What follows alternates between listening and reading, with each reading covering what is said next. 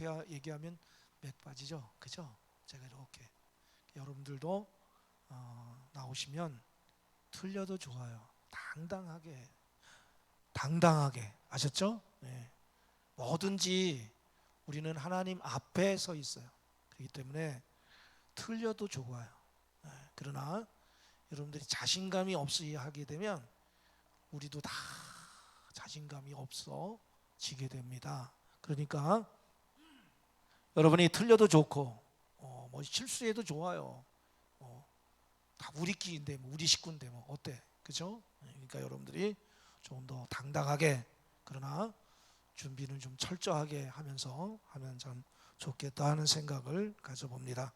자, 오늘 말씀에 보면은 이 역대하 17장 1절로 9절의 말씀을 보면 세 가지가 나오게 됩니다.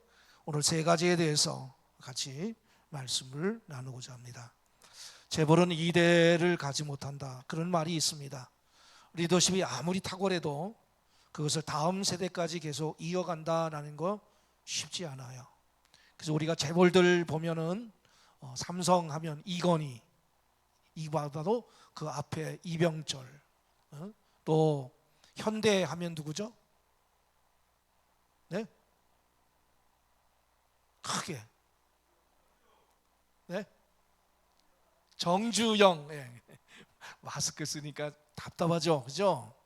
정주영. 다 그 대에 그만큼 했는데, 물론 그렇다고 해서 회사가 작아진 것은 아닌데, 지금까지도 삼성하면 이병철, 현대하면 누구요? 네? 정주영 씨. 아버지가 탄탄하게 세워가면 그 아들 때에 그 카리스마에 눌려서 빛을 보지 못하기 마련이에요. 교계도 그런 것 같아요. 교계도 아버지 대에 큰 교회를 이렇게 했는데 그 아들애가 이어서 이렇게 한다고 하는 것이 쉽지 않은 것 같아요. 오랜 세월 아버지의 성공이 가져다준 그 단물에 취해서 헝그리 정신을 잃어버리고 나약해지기 쉬워요. 그래서 아들이 아무리 똑똑해도 워낙 대단한 아버지의 명성을 띄워놓기 어려운데,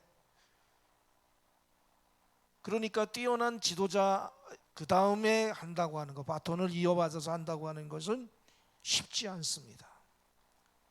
오늘 우리가 다루게 될 여호사밧이 그랬습니다. 그의 아버지 아사는 어떤 사람이었습니까? 하나님을 믿는 굳센 믿음으로 무장한 그는 재임 초기부터 나라 곳곳에 산당들을 없애고 여호와의 단을 중수하는 개혁을 단행했던 그러한 인물이었어요. 우상 숭배하는 자기 모친의 지위를 패할 정도로 그의 거룩한 개혁 의지는 단호했습니다. 그래서 하나님께서는 그런 아사를 축복하셔서 구수의 100만 대군이 유다를 침공했을 때도 기적 같은 승리를 안겨주셨어요. 그래서 무려 41년 동안 그가 왕위에 있게 됩니다. 하지만 안타깝게도 말년에 인간적인 방법으로 이스라엘의 침공을 막다가 하나님의 진노를 사고 맙니다. 그래서 이 아사 또한 하나님에게 감정이 상해서 죽는 날까지 하나님을 찾지 않았습니다. 이렇게 안타까운 그런 부분이 있음에도 불구하고 어쨌든 여호사밧에게는 그 어떤 왕보다 장기간 유다를 다스렸던 잘 다스린 그 아버지 아사 왕의 그늘이 컸어요. 하지만 여호사밧은 아버지 아사를 능가하는 거룩하고 탁월한 리더십을 보여주게 되는데, 오늘 첫 번째 1절에 보니까 이렇게 말하고 있습니다. 아사의 아들 여호사밧이 대신하여 왕이 되어 스스로 강하게 하여 이스라엘을 방어하되. 2절, 유다 모든 견고한 성읍의 군대를 주둔시키고 또 유다 땅과 그의 아버지 아사가 정복한 에브라임 성읍들의 영문을 두었더라.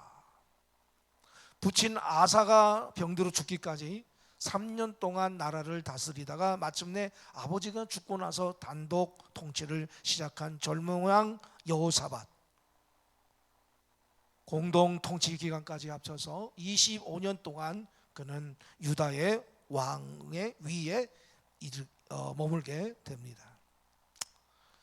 그런데 이 여호사밧이 가장 먼저 눈을 뜨게 된 것은 국방이었어요. 국방을 강화하는 거였어요. 11절에 보니까 오늘 본문의 말씀은 아닌데 11절 말씀에 뭐라고 되어 있습니까? 죄송합니다. 1절이에요. 1절. 1절 시작. 같이 읽어요. 시작. 아사의 아들 여호사밧이 대신하여 왕이 되어 스스로 강하게 하여 이스라엘을 방어하되 그랬어요. 방어하기 위해서 자주국방에 힘썼어요. 여호사밧이 경계했던 적은 다른 대상도 아닌 같은 피를 나눈 북쪽 이스라엘이었습니다. 적은 가장 가까운 곳에 있었어요. 우리나라도 마찬가지죠. 여러 왕대국들에 둘러싸인 것만 해도 힘겨운데 유다와 이스라엘은 바로 국경을 마주댄 형제끼리 화를 겨누고 경계해야 하는 아주 슬픈 현실 가운데 있었습니다. 선왕 아사의 통치 후반기에 이스라엘의 바하사가 유다를 공격한 후 유다와 이스라엘은 긴장 관계에 놓이게 됩니다. 그래서 서로 침공하려고, 특별히 수적으로 훨씬 우세하고 군사력도 우위에 있던 북이스라엘은 항상 국경선 전역에서 남쪽 유다를 침공할 기회를 엿보고 있었어요.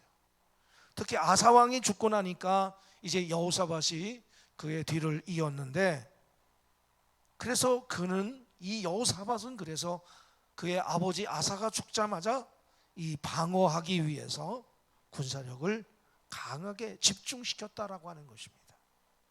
그만큼 재임 초기의 객관적 전력은 이스라엘에 비해서 유다가 약했습니다. 제3자가 보면 이렇게 말할 거예요. 왕이 되자마자 뭐 전쟁 준비부터 하냐 이렇게 생각할 수 있는데, 당시 상황은 남유다에게서는 절박했어요. 그래서 그것은 공격을 위한 전쟁 준비가 아닌 생존을 위한 방어 전쟁이었어요. 여호사밧은 선왕 아사 때에 요새화시켜 놓았던 견고한 성읍들의 군사를 배치함으로써 이스라엘의 침략에 대비했습니다. 남한도 우리나라도 마찬가지로 북이 언제 쳐들러 온지 호전적인 저 북한의 거기에 대해서 우리는 방어하기 위해서 지금도 무기를 쌓고 있는 것을 우리가 보게 됩니다. 남유다가 그랬어요. 특별히 아사가 이스라엘에게서 빼앗은 군사적 요충지인 에브라임이라고 하는 것이 2절에 나오는데, 에브라임 성읍들에는 영문들을 두어서 이스라엘의 공격을 방어했어요. 그러니까 공격형 성하고 방어형 성하고는 달라요. 공격형 성은 적을 향해서 이렇게 쌓는다는 거예요. 여러분들 보셨는지 모르겠습니다만 대개가 이렇게 방어적 그 성을 쌓을 때는 성벽을 기어 오르지 못하도록 맨질맨질하게 한대네. 맨질맨질. 그래서 거기다가 기름을 부으면, 거기다 더 기름을 부으면 이게 사다리로 올라올 수가 없고 붙잡고 올라올 수가 없다는 거예요. 그런데 공격형 성은 어떠냐? 거칠다는 거예요. 거칠. 적에게 그 기습으로부터 보호하는 것만 있었지, 그리고 대개가 이 공격형 성은 뭐냐? 낮았다는 거예요. 그런데 이 에브라임이 방어하는 그러한 성이었어요. 우리는 젊은 왕 여호사밧이 국경 지역을 요새화하면서 남유다 왕국의 행정구역을 나눈 점에 주목할 필요가 있습니다. 통일 왕국 시대의 솔로몬이 이스라엘을 전역을 12개의 행정구역으로 나누었어요.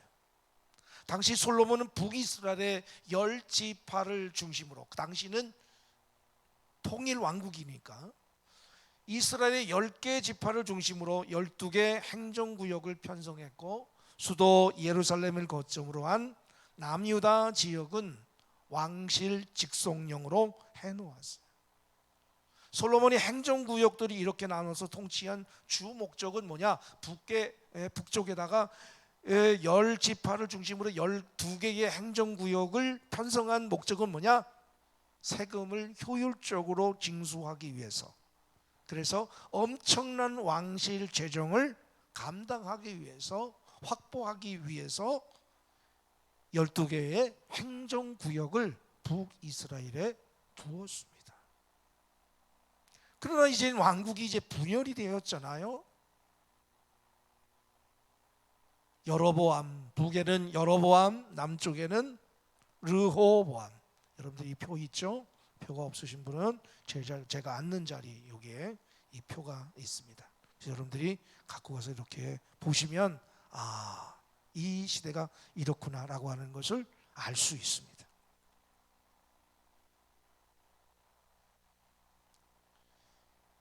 그러니까 북이스라엘은 여로보암이고 남유다는 르호보암 시대에 갈라졌어요. 그러니까 솔로몬이 세웠던 그 북쪽에다가 북이스라엘에 세웠던 12개의 행정구역은 의미가 없는 거죠. 통일 왕국 시대에는 그것이 필요했지만 이제는 분열됐기 때문에 그것이 필요가 없었어요. 그때부터 여호사밧의 부친인 아사왕 때부터까지 북이스라엘과 남유다 사이에는 계속해서 군사적인 충돌이 있었기에 체계적으로 내실을 기할 여유가 없었어요. 전쟁이 있으니까 이것을 정비할 시간들이 없는 거죠. 행정적으로. 인구수로 보나 영토 크기로 보나 북쪽보다 절대적으로 불리한 남유다에게는 어떻게 해서든지 정치, 경제, 군사 각 분야에서 북에 밀리지 않을 그런 국력을 기르는 일이 시급했어요. 여호사밧 왕 때 와서야 비로소 유다는 오히려 북이스라엘을 압도하는 강한 국력을 갖게 됩니다. 여기에는 여호사밧이 집권 초창기에 국경 지역을 요새화하면서 각 성들끼리 연계한 방어 시스템이 결정적인 기여를 합니다. 이것이야말로 옛 솔로몬 당시 유다 지역의 영토를 거의 회복한 여호사밧의 새 국가 시스템의 존립 목적이었어요. 그러니까 아까도 말씀을 드렸듯이 이 솔로몬의 12개의 행정구역이 세금 징수를 주 목적으로 한 것이었다고 한다면, 여호사밧이 남유다의 이 행정구역을 새롭게 만든 것은 적의 침공을 대비한, 그 적의 침공으로부터 대비하기 위한 국토 방위의 성격이 강하다라고 하는 점에서 확실히 구별이 되는 거예요. 그러니까 솔로몬 시대에 세웠던 그 행정구역과 이 여호사밧이 왕이 되어서 행정구역을 세우게 된 목적 자체가 이렇게 다르다는 거예요. 두 번째로, 그는 하나님을 온전히 경외했습니다. 이 16장에서 15장에도 보면은 이 아버지 아사가 왕이 되었을 때에 우상의 것을 그냥 찍고 빠가지고 막 불살라 버리고 그의 어머니의 그도 폐비를 시키면서까지도 그런 놀라운 일들을 했는데, 이 여호사밧은 한 것 더 했어요. 국방을 강화함으로써 이스라엘 공격에 대비한 여호사밧은 이렇게 탁월한 정치적 능력을 보여줬을 뿐 아니라 하나님을, 두 번째 하나님을 온전히 경거하는 왕이었어요. 두 번째 건 계속 띄워줘야 돼, 내가 세 번째 할 때까지. 본문은 여호사밧의 선종의 삶에 대해 몇 가지를 강조하고 있어요. 하나님을 경외했다고 하는 이런 부분에서 우선 3절을 보니까 그의 조상 다윗의 처음 길로 행하여라고 되어 있어요. 여기서 처음 길이라고 하는 것은 다윗 왕의 초창기, 그러니까 바세바와의 간음 사건이 일어나기 전에 그 진실했던 신앙생활, 진실하게 신앙생활하던 때를 가리키는 거예요. 축구에서 최고의 그 스타를 얘기할 때 누구로 같다고 얘기합니까? 너는 꼭 박지성 같다, 너는 꼭 손흥민, 우리나라 얘기하면, 그죠? 처음 왕들의 이야기를 기록한 열왕기나 역대기에서의 최고의 칭찬은 다윗과 같다라고 하는 칭찬이었어요. 그 다윗이 가장 순수하고 강했을 때의 그 리더십을 발휘했던 것처럼 이 여호사밧이 그렇게 행했다는 거예요. 그는 인생의 위기 상황 속에서도 그 신앙이 흔들리지 않았어요. 그래서 3절에 보니까 바알들에게 구하지 아니하고 그랬어요. 이 말은 국가를 다스릴 때의 우상들을 찾지 않았어요. 평소에는 그토록 세련되고 학식이 있어 보이던 사람들도 상황이 조금만 어려워지면 무속인을 찾아서 앞날을 물어본대.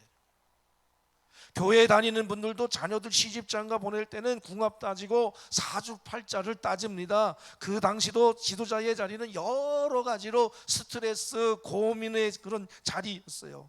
왕들은 특히 우상신을 섬기는 제사장들의 자문을 구하는 수가 많았어요.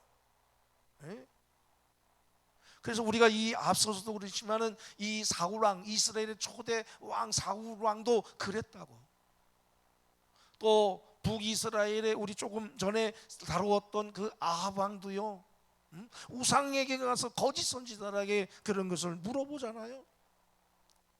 그래서 역대기를 기록한 사람은 이 점을 강조하면서 여호사밧이 의외의 선택을 했다고 하는 점을 부각시키고 있어요. 젊은 왕 여호사밧은 당시 많은 왕들의 습관을 결연히 끊고 우상 숭배하는 그 제사장들의 자문을 거부했어요. 어렵고 위기에 부딪힐수록 우리는 우상을 찾지 말아야 돼요. 목마르다고 해서 탕물을 마셔야 되겠습니까? 다른 신에게 예물을 드리는 자는 그 목마름이 더할 거예요. 4절에 가서 여호사밧은 더 뭐라고 합니까? 오직 그의 아버지의 하나님께 구하며 그랬어요. 그는 위기 상황 앞에서도 하나님만 찾았어요. 우상에게 구하지 아니하고 하나님께 구했다. 진정한 크리스천의 삶은 마음과 행동으로 하나님을 찾는 거예요.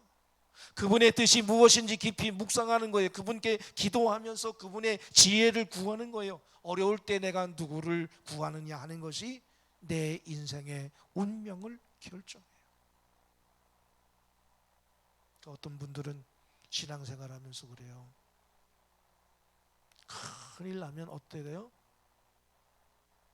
병원부터 가요. 병원부터. 병원만 생각나는 거예요. 기도의 사람은 저를 찾더라고요. 우리 교회도 그런 것 같아요. 제가 이렇게 목회를 하면서 어떤 분은 벌써 병원에 가서 다 했어. 그리고 나서 목사님 내가 이런 일이 있어서 나중에 이야기가 들려. 어떤 분은 병원에 가기 전부터 목사님 내가 앞으로 이렇게 해가지고 언제부터 가는데 저를 기회해서 기도해 주세요. 다른 거예요.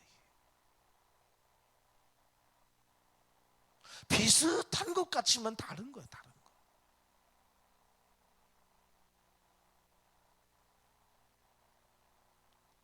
사랑하는 여러분, 여러분에게 위기가 올 때마다 여호사밧처럼 우상에게 구하는 사람이 아니라 하나님을 구하는 우리 모두가 되시기를 주님의 이름으로 간절히 축원합니다. 여호사밧은 하나님을 구하는 사람이면서 동시에 하나님의 뜻대로 실천하는 리더였어요. 그는 하나님의 계명대로 행했습니다. 4절을 보세요. 4절 보니까 그의 계명을 행하고 그랬어요. 진실한 신앙은 진실한 행동을 해요. 예수님께서도 말씀하시기를 요한복음 14장 15절에 너희가 나를 사랑하면 내 계명을 지키는 자가 되라고 그랬어요. 예수님을 진심으로 사랑하면 예수님의 뜻대로 살게 돼 있어요. 여호사밧은 하나님을 찾았을 뿐만 아니라 하나님의 말씀대로 실천한 사람이었어요. 또한 그는 왕으로서 무엇을 하지 말아야 하는가도 확실히 알고 있었는데 4절에 보니까 이스라엘의 행위를 따르지 아니했다. 이스라엘은 뭐예요? 우상 숭배하는 것. 그들을 따르지 않았어요. 금송아지를 만들어 섬긴 여로보암, 여호사밧은 단호히 그것을 끊어버렸어요. 가장 가까이 있으니 가장 영향을 받기 쉬울 텐데도 여호사밧은 이스라엘 길을 따르지 않았어요. 사람이 싸우면서 서로 닮아간다는데 남쪽 유다는 북쪽 이스라엘과 대립하면서도 이스라엘과는 구별된 삶을 살았어요. 우상 숭배를 하지 않았어요. 폭력과 음란을 멀리했습니다. 여호사밧이 먼저 모범을 보였기 때문에 그래요. 리더란 바로 이런 거예요. 이스라엘과 똑같이 살면 유다에게는 명분이 없습니다. 한국은 지도자들부터 북한과 달라야 됩니다. 우상 숭배하지 말고 하나님을 온전히 따라야 됩니다. 네? 거짓과 폭력과 술수와 위장을 버려야 돼요. 진실하고 순결하고 사랑의 마음을 품고 정의로워야 돼요. 그래야 건강한 나라, 온전한 하나님의 나라를 만들 수 있어요. 북한이 거짓을 한다 할지라도, 속임수를 쓴다 할지라도 남한은 거짓을 이야기하고 속임수를 쓰면 안 되는 거예요. 시편에서 하나님은 복 있는 자를 이렇게 정의했어요. 복 있는 사람은 악인들의 꾀를 따르지 아니하며 죄인들의 길에 서지 아니하며 오만한 자들의 자리에 앉지 아니하고 오직 여호와의 율법을 경외하여 그의 율법을 주야로 묵상한다 그랬어요. 젊은 왕 여호사밧이 그랬어요. 그래서 하나님의 약속한 축복을 그에게 부어주셨어요. 첫 번째 축복은 하나님의 임재였습니다. 3절 서두에 뭐라고 말씀하셔요?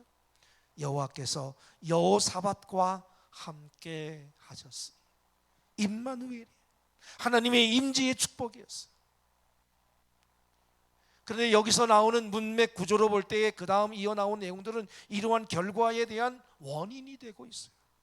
다시 말하면 하나님께서 여호사밧과 함께 한 것은 그가 다윗의 손길로 행하고 항상 하나님 앞에 구하고 계명대로 행하고 이스라엘의 행위를 쫓지 않은 까닭이었어요.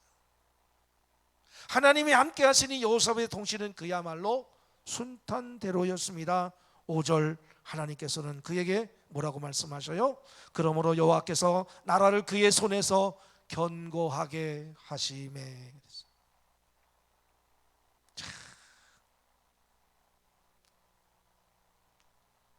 나라가 견고해졌어요. 하나님이 함께 하시니까. 왕위에 오른 지 얼마 안 되는 젊은 왕이 이렇게 순식간에 백성들의 존경과 사랑을 받으면서 왕권을 공고히 한 것은 기적 같은 일이었어요. 이는 하나님이 함께 하셨기 때문에 가능한 일이었어요. 여러분이 아무리 나이가 어리고 가진 것이 없어도 하나님께 온전히 순종하면 사람들이 여러분의 권위를 존중해 줄 거예요. 여러분의 리더십을 따라줄 겁니다. 그래도 여호사밧은 그 성공에 취해 타락하지 않았어요. 6절에 뭐라고 말씀하여? 그가 전심으로 여호와의 길을 걸어 그랬어요. 아니 이렇게 성공하면 교만해지게 되고 교만해지게 되면 하나님의 말씀을 떠나가지고 타락하기 쉬운데 전심으로 여호와의 길을 걸어갔어요. 더욱 적극적이었어요. 주님은 섬길수록 더 귀한 주님이시죠. 주님 뜻대로 살다 보면 재미가 있습니다. 그래서 더욱 적극적으로 하나님을 따르게 됩니다. 여호사밧은 단순한 의무감이나 쇼맨십으로 적당히 하나님을 순종한 게 아니라 온 열정을 다했어요. 하나님께 집중했어요. 다른 어떤 것보다도 더 주님을 사랑했어요. 우선순위가 하나님이었어요. 기쁘고 흥분된 마음으로 하나님께 순종했어요. 그래서 우상 숭배의 근원인 온 나라 곳곳에 있는 산당과 우상들을 제거했어요. 산당은 솔로몬 통치 말기 때 많아지잖아요. 우리가 알다시피 그에게 시집 온 많은 이방 여인들이 자기들이 섬기는 그런 우상심들을 다 가지고 왔어. 우상의 온상이 됐어. 솔로몬 이후에 나라가 멸망하게 된 이유가 거기에 있었어요. 죄는 그렇습니다. 끊임없이 정결케 하지 않으면 안 되는 거예요. 날마다 우리는 그리스도의 보혈을 의지하면서 우리의 죄를 끊어야 돼. 여호사밧이 전심으로 여호와의 길을 걸었다고 하는 말을 보면서 문득 생각나는 구절이 하나가 있는데, 그의 아버지 아사가 집권 말기에 하나님께 기도하지 않고 인간적인 술수로 이스라엘의 침공을 막으려 공작하자 하나님께서 꾸짖으셨던 말씀이 있어요. 역대하 16장 9절, 한 장 넘기면 있으니까 같이 찾아서 읽어보겠습니다. 16장 9절, 하나니라고 하는 선지자가 아사왕에게 한 말이죠. 여호와의 눈은 시작, 여호와의 눈은 온 땅을 두루 감찰하사 전심으로 자기에게 향하는 자들을 위하여 능력을 베푸시나니 이른 왕이 망령되이 행하였은즉 이후부터는 왕에게 전쟁이 있으리다 하며. 이것은 바로 여호사밧 같은 사람을 두고 하는 말이죠.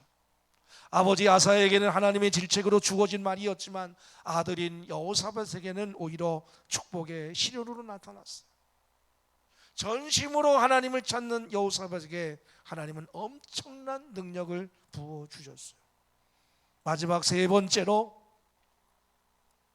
여호사밧은 백성들에게 말씀을 가르칩니다. 7절로 9절에 나오는 말씀이죠. 더러운 물을 버렸으면 그 빈 컵에 빨리 깨끗한 물을 채워 넣어야 돼요.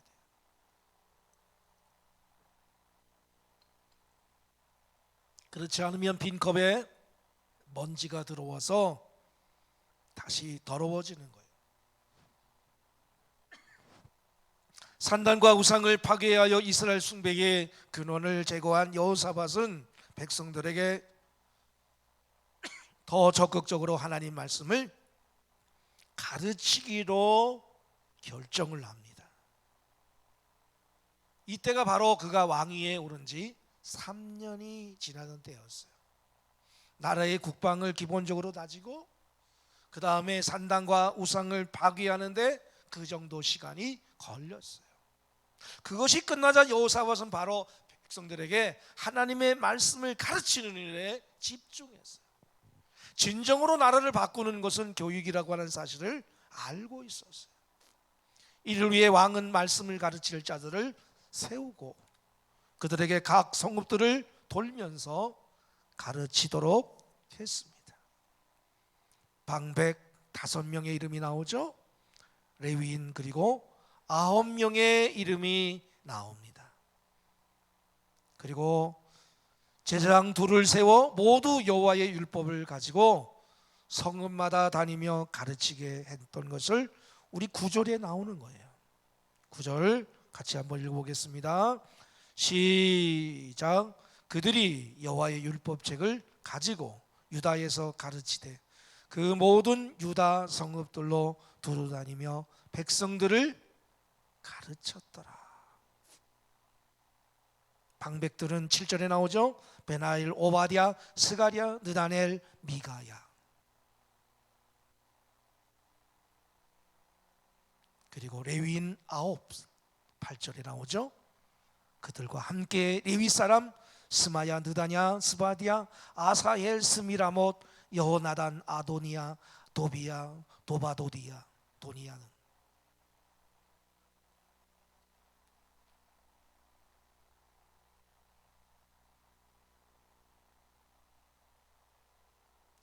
이런 사람들이 백성들에게 율법을 가르쳤다고 하는 것은 당시 사회의 영적 분위기가 얼마나 고조되어 있었는가를 짐작해요.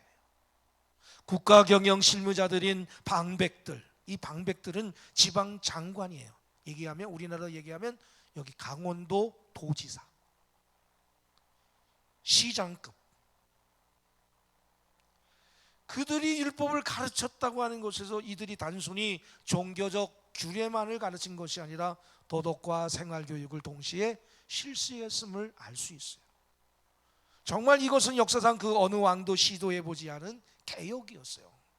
남유다의 왕 가운데 이런 시도를 해본, 여호사밧 같이 시도를 해본 왕은 없었어요. 그러니까 우상 숭배를 완전히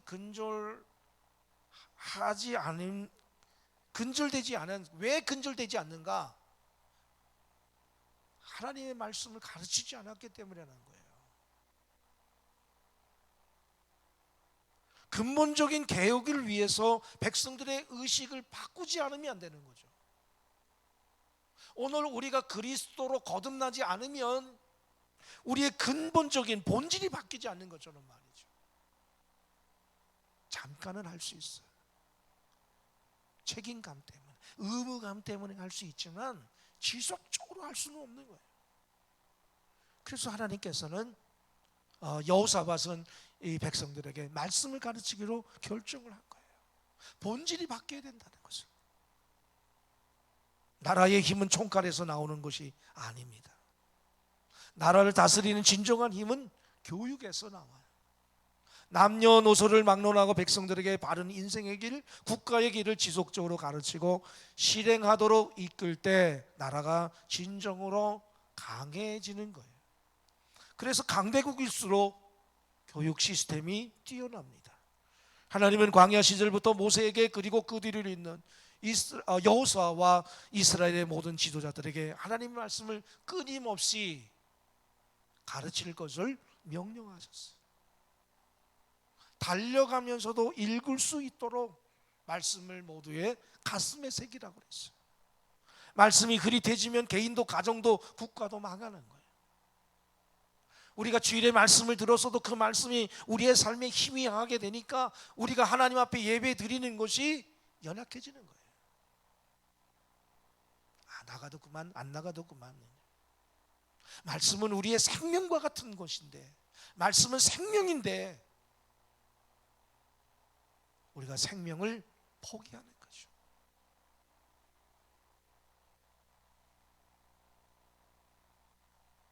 반대로 위기 가운데 있는 개인이나 국가도 하나님의 말씀을 듣기 시작하면 다시 살아나요.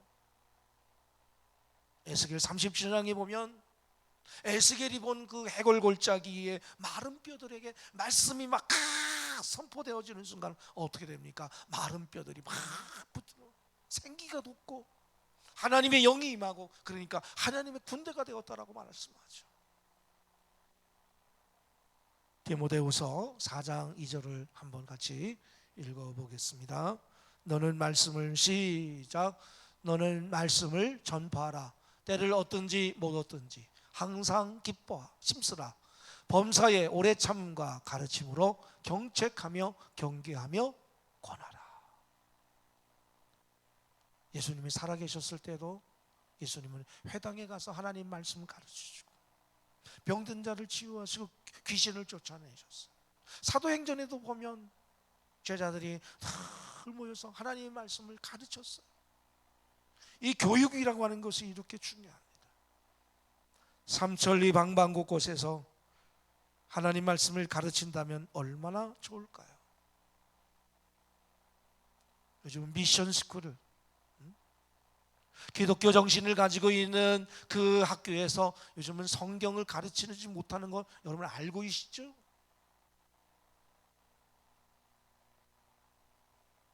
미국이 처음 시작한 것이 청교도 정신으로 세워졌어. 모든 광고서, 학교, 아침의 시작은 기도로 시작하게 돼 있는데 그게 다 근절되면서 나라가 어려움에 처하게 되는 거죠.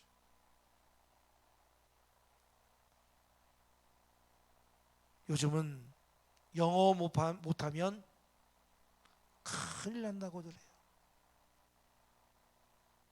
영어 교육보다 더 시급한 게 말씀 교육이라고 저는 생각합니다. 구미 열강의 식민지였던 아프리카나 남미, 필리핀 같은 그런 나라들은 우리나라보다 영어를 훨씬 잘해요. 그 나라 말이 있지만 영어를 얼마나 잘하는지 몰라요. 필리핀만 가도, 가까운 필리핀만 가도 전부 다 그냥 영어를 하더라. 물론 필리핀식 영어지만 말이죠. 그런데 얼마나 비참하게 삽니까?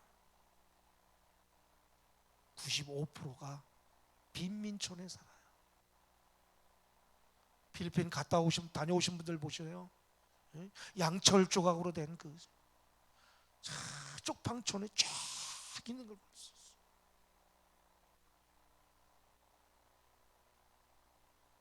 하나님의 말씀을 가르치고 배워야 돼.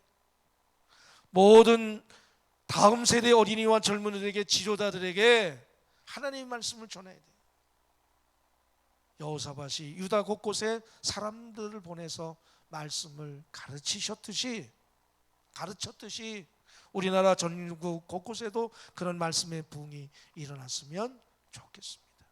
그런 의미에서 교회학교 교사들의 위치가 얼마나 중요하다라는 얘기예요.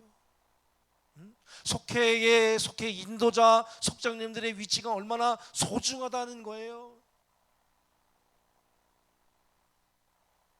월급을 안 주니까 여러분들이 그거 귀하게 생각하지 않은데 다 하나님 나라에서 하나님 계산할 것 계산하고 있어 다. 너 그때 빠졌지? 그럼 이건 죄. 넌 성실하게 참석했네. 다 하나님이 죄 갚아주실 거야.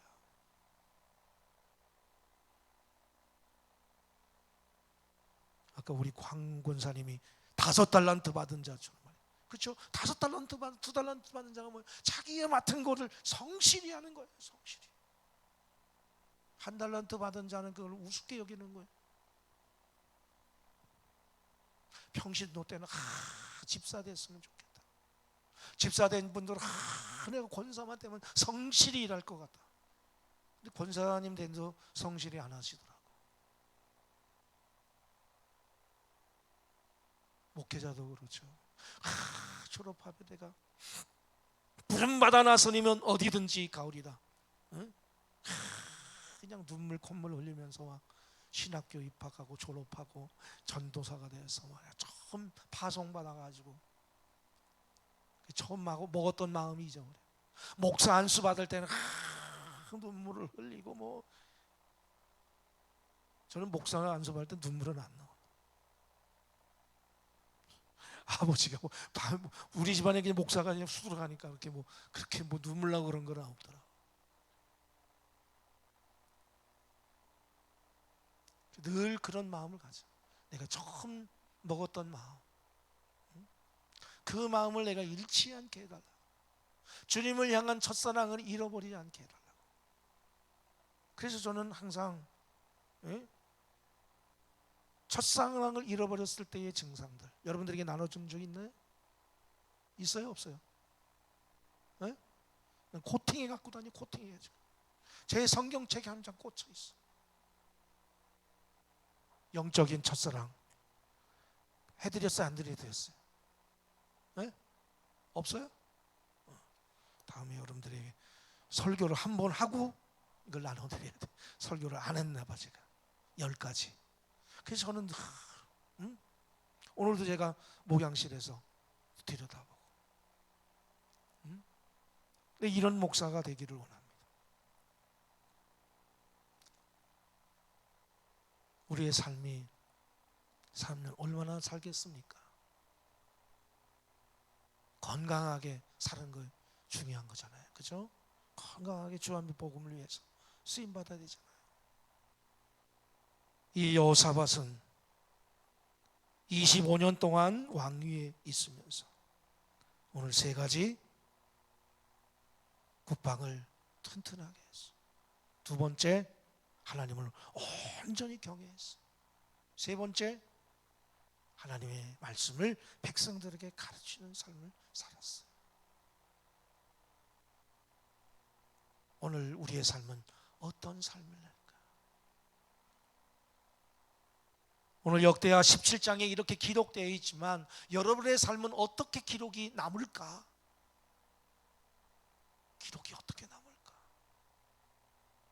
그게 중요한 거예요. 내가 집사가 됐느냐, 권사가 됐느냐, 장로가 됐느냐, 이게 중요한 것이 아니라 그 직분을 가지고 내가 정말 주님 앞에 성실히 살았습니다. 믿음으로 살았습니다. 달려갈 길을 다 달려갔습니다라고 고백할 수 있어야 되잖아요. 아합처럼 왕이 되었지만 그렇게 우상 숭배하고 하나님께서 그럼에도 불구하고 몇 번씩 기회를 돌이킬 수 있는 기회를 주셨음에도 불구하고 우상 숭배하고 하나님의 말씀을 떠나서 살아가는 그의 삶에 전쟁에 나가서 아주 비참하게 죽음을 당하잖아요. 그의 아내도 그렇고. 오늘 말씀을 깊이 여러분이 묵상하면서 반면교사 삼아서 하나님 앞에 성실히 이 3절로 6절에 나오는 말씀, 특별히 3절로 6절에 나오는 말씀을 깊이 묵상하면서 하나님이 함께하는 사람 어떤 사람인가 깊이 묵상하며 승리하는 저와 여러분 되시기를 주님의 이름으로 간절히 축원합니다. 기도하겠습니다. 좋으신 아버지 하나님, 은혜를 감사합니다. 저들 사랑하시고 인도하여 주셔서 오늘도 저들에게 귀한 말씀을 통해서 은혜 받게 하여 주심을 감사합니다. 하나님, 말씀에 따라 개혁을 추진했던 여호사밧처럼 주님, 오늘 우리에게 주신 이 말씀을 따라 우리의 삶을, 우리의 신앙을 변화, 성장, 성숙시키게 하여 주셔서 주님 뜻에 합한, 주님의 마음에 합한 하나님의 사람들 되게 허락하여 주옵소서. 오늘 특별히 희락속 주간으로 예배를 드립니다. 주님, 우리 희락속 식구들에게 더 은혜를 베풀어 주시고 동행하여 주셔서 승리를 선포하는 저희들의 삶이 되게 허락하여 주옵소서. 예수님 이름으로 기도했습니다. 아멘.